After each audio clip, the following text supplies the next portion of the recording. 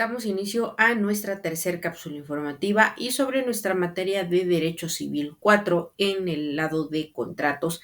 Vamos a estar hablando hoy de aquellas características necesarias, ya que vimos las bases sobre las formalidades, las diversidades y características que pueden tener en los contratos cada uno de estos de acuerdo a nuestra ley en nuestro sistema jurídico mexicano. Vamos a empezar hablando de que las características legales de los contratos civiles van a tener que este tipo de contratos se pueden celebrar, recordemos, en personas físicas o en personas morales.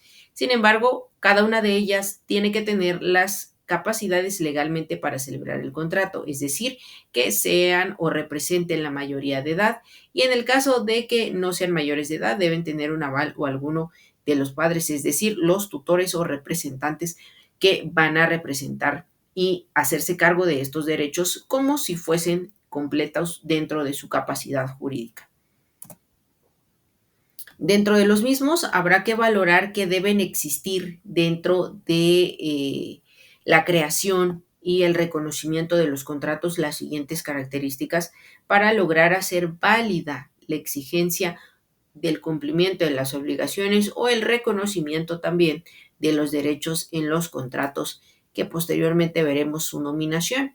Y es decir, cada uno de estos debe contener el consentimiento, es decir, dentro de la voluntad y libertad, y que no vicie ningún tipo de error también.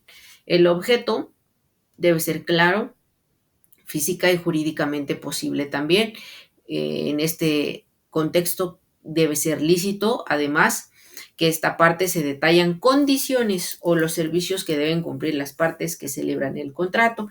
¿Cuál sería la causa de la obligación? Debe ser justificada dentro de lo pactado, lícita, verdadera y existente.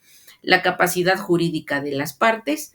Es importante saber que si se incumple o a falta de uno de los elementos anteriores, cualquiera de las partes podría solicitar una nulidad.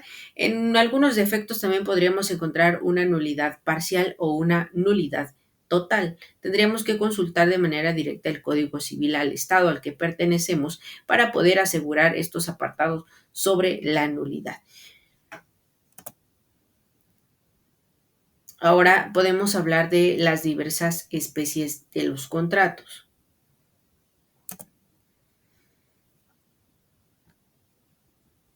Bien, algunos de los contratos civiles que existen en México es la promesa, que es un contrato preparatorio que detalla una obligación que asumir en el futuro; el de compra-venta, que estimula las condiciones en las que una persona vendedor transferirá la propiedad del derecho de una cosa a otra llamada comprador; la permuta, que estimula las condiciones de intercambio entre dos partes; la donación detalla la donación de bienes de una parte donante y hacia la otra un donatario; el arrendamiento, una persona arrendador concede el uso temporal de un bien a otra persona, llamada arrendatario, quien se obliga a pagar por este uso.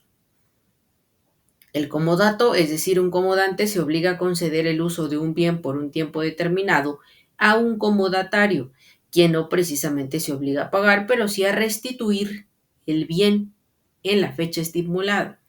El depósito. Un depositario recibe un mueble o inmueble por parte de un depositante, donde el objetivo es guardarlo y restituirlo cuando el depositario disponga. También podemos encontrar sobre los contratos de prestación de servicios profesionales. Estos estarán dentro de los apartados posiblemente de nuestros códigos civiles.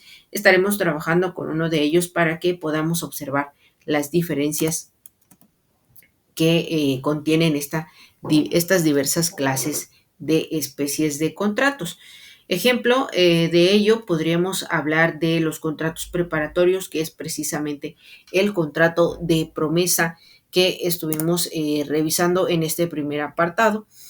Vamos a identificar en este contrato de promesa que básicamente cuenta como un accesorio, precisamente porque se asume contractualmente la obligación de celebrar un contrato futuro y la promesa de contratar, o sea, el contrato preliminar de otro. En este caso puede ser también unilateral o bilateral. Según el artículo 2219 de nuestro Código Civil para el Estado de Chiapas, nos dice que para que la promesa de contratar sea válida, debe constar por escrito, contener los elementos característicos del contrato definitivo y limitarse a cierto tiempo. Ahora bien, si el promitente rehúsa firmar los documentos necesarios para dar forma legal al contrato concertado, en su rebeldía los firmará el juez, salvo en caso de que la cosa ofrecida haya pasado por título oneroso a la propiedad de tercero de buena fe, pues entonces la promesa quedará sin efecto, siendo responsable el que la hizo y de todos los daños y perjuicios que se hayan originado a la otra parte.